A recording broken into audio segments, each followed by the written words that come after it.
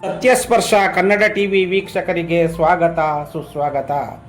ಪಾಂಡುಪುರ ತಾಲೂಕಿನ ಟಿಯಕ್ಷೇತ್ರ ಗ್ರಾಮದಲ್ಲಿ ಮಾಜಿ ಪ್ರಧಾನಿ ಎಚ್.ಡಿ. ದೇವೇಗೌಡ ಅವರ ಧರ್ಮಪತ್ನಿ ಚೆನ್ನಮ್ಮ ದೇವೇಗೌಡರ ಉತ್ತರ ಕ್ರಿಯಾದಿ ಭೂಶಾಂತಿ ಕಾರ್ಯಕ್ರಮವನ್ನು ಗ್ರಾಮಸ್ಥರು, ಮಹಿಳೆಯರು ಹಾಗೂ ಯುವಕರು ಬಹಳ ವಿಜೃಂಭಣೆಯಿಂದ ಆಚರಣೆ ಮಾಡಿದರು.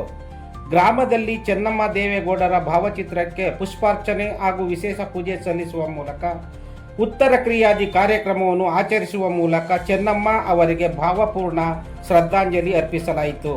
ಜತೆಗೆ ಈ ವೇಳೆ ಕಾರ್ಯಕ್ರಮದಲ್ಲಿ ನೆರೆದಿದ್ದ ಸಾರ್ವಜನಿಕರಿಗೆ ಅನ್ನ ಸಂತರ್ಪಣೆ ಏರ್ಪಡಿಸಲಾಗಿತ್ತು. ಮಾಜಿ ಪ್ರಧಾನಿ ಎಚ್.ಡಿ. ದೇವೇಗೌಡರ ಧರ್ಮಪತ್ನಿ ಚೆನ್ನಮ್ಮ ದೇವೇಗೌಡ ಅವರು ತಾವೊಬ್ಬ ಪ್ರಧಾನಿ ಪತ್ನಿ ಹಾಗೂ ಮುಖ್ಯಮಂತ್ರಿಗಳ ತಾಯಿಯಾಗಿದ್ದರು. ಯಾವುದೇ ಹಮ್ಮು ಬಿಮ್ಮು ಹಾಗೂ ಅಹಂ ತೋರಿದವರಲ್ಲ ಎಂದು ಗ್ರಾಮಸ್ಥರು ಅಭಿಪ್ರಾಯ ವ್ಯಕ್ತಪಡಿಸಿದರು. ಸಾಮಾನ್ಯ ಪ್ರಜೆಯ ರೀತಿ ಎಲೆಮರೆಕಾಯಿಯಂತೆ ಕೆಲಸ ಮಾಡುವ ಮೂಲಕ ಚೆನ್ನಮ್ಮ ದೇವೇಗೌಡರು ಇತರರಿಗೆ ಮಾದರಿಯಾಗಿದ್ದಾರೆ. ಮಾಜಿ ಪ್ರಧಾನಿ ಎಚ್.ಡಿ. ದೇವೇಗೌಡರು ಪ್ರಧಾನಿ ಹಾಗೂ ಮುಖ್ಯಮಂತ್ರಿಯಾಗಿದ್ದಾಗ ನೀರಾವರಿ ಕಾರ್ಯಗಳು ಹಾಗೂ ಇತರೆ ಅಭಿವೃದ್ಧಿ ಕೆಲಸ ಮಾಡಲು ಚೆನ್ನಮ್ಮ ಅವರು ಪ್ರೇರಣೆಯಾಗಿದ್ದಾರೆ. ಪುನೀತ್ ರಾಜ್ಕುಮಾರ್ ಅವರಂತೆಯೇ ಚೆನ್ನಮ್ಮ ಅವರು ಕೂಡ ಅವರ ಕಾಲಾನಂತರ ಇಡೀ ದೇಶವ್ಯಾಪಿ ತಮ್ಮ ಹೆಸರು ಚಿರಸ್ಥಾಯಿಯಾಗಿ ಉಳಿಯುವಂಥ ಕೆಲಸ ಕಾರ್ಯಗಳನ್ನು ಮಾಡಿದ್ದಾರೆ. ಅವರೊಬ್ಬ ನಿಜವಾದ ಅನ್ನಪೂರ್ಣೆ ಎಂದು ಬಣ್ಣಿಸಿದ್ದಾರೆ.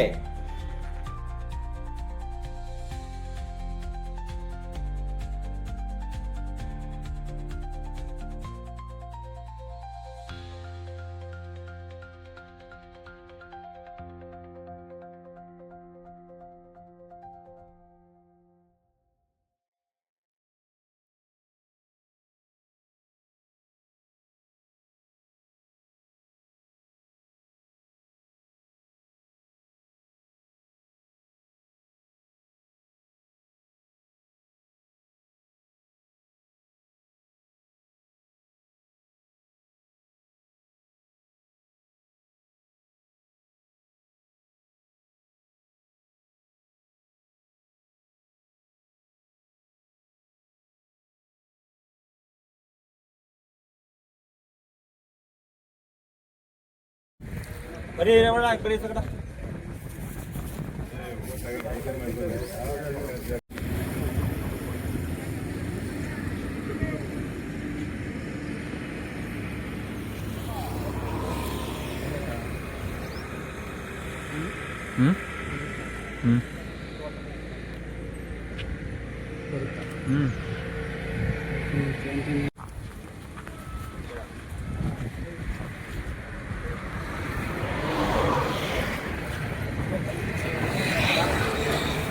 ಯಾರಾದ್ರೂ ಮಾತಾಡ್ತಾರ ಸುಮ್ಮನೆ ಎಣ್ಣೆ ಕೊಡೋ ಇದು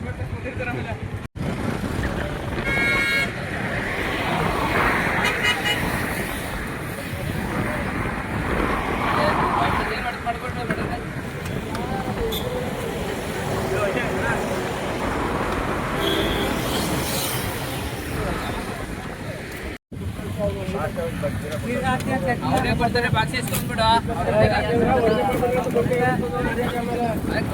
ಕೊಟ್ಬಿಟ್ರೆ ಯಾಕೆ ಪಾಪ ಒಂದು ಬೊಟ್ಟು ಕೊಟ್ಬಿಡ್ರಿ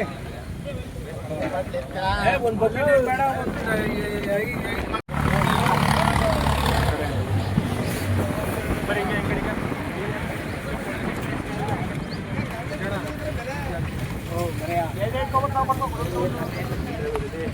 ಕರೆಕ್ಟಾಗಿ ಕೊಡ್ರಿ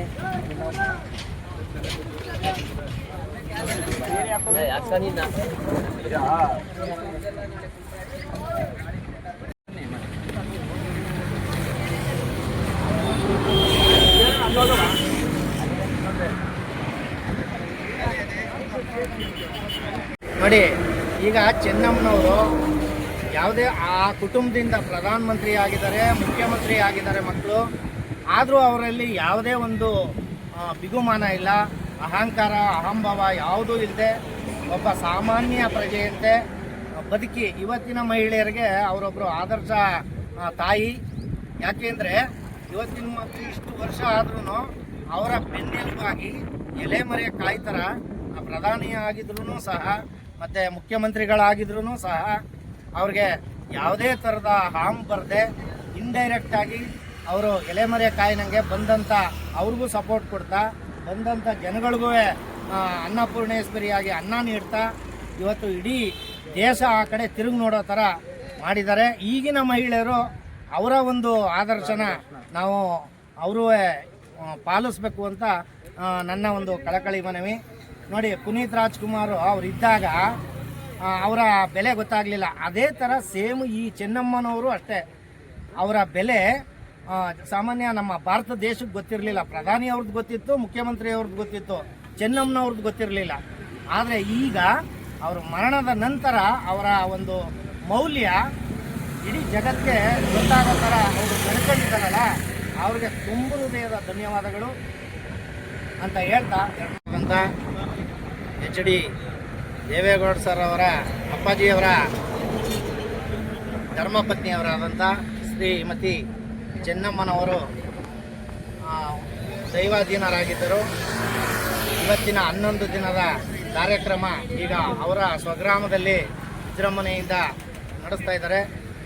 ಇಲ್ಲಿ ನಾವು ನಮ್ಮ ಪಾಂಡುಪುರ ತಾಲೂಕು ಟಿ ಎಸ್ ಛತ್ರ ಗ್ರಾಮದಲ್ಲಿ ಟಿ ಎಸ್ ಛತ್ರದ ಎಲ್ಲ ಸಮುದಾಯದ ಎಲ್ಲ ಹಿರಿಯ ಕಿರಿಯ ಹಾಗೂ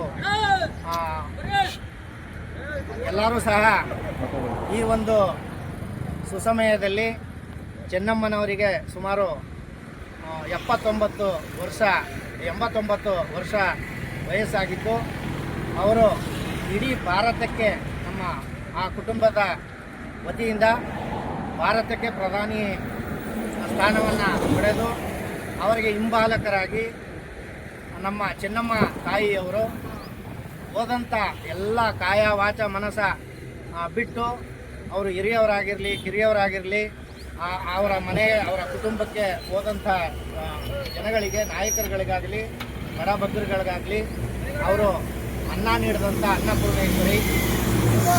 ಆ ಒಂದು ಈಗ ಈ ಕಡೆ ನಮ್ಮ ಭಾಗದಲ್ಲಿ ಹೇಮಾವತಿ ದಂಡೆ ಎಲ್ಲ ನೀರಾವರಿ ಯೋಜನೆಗೆ ಪ್ರಾಮುಖ್ಯತೆ ಕೊಟ್ಟು ಇವತ್ತು ರೈತರಿಗೆ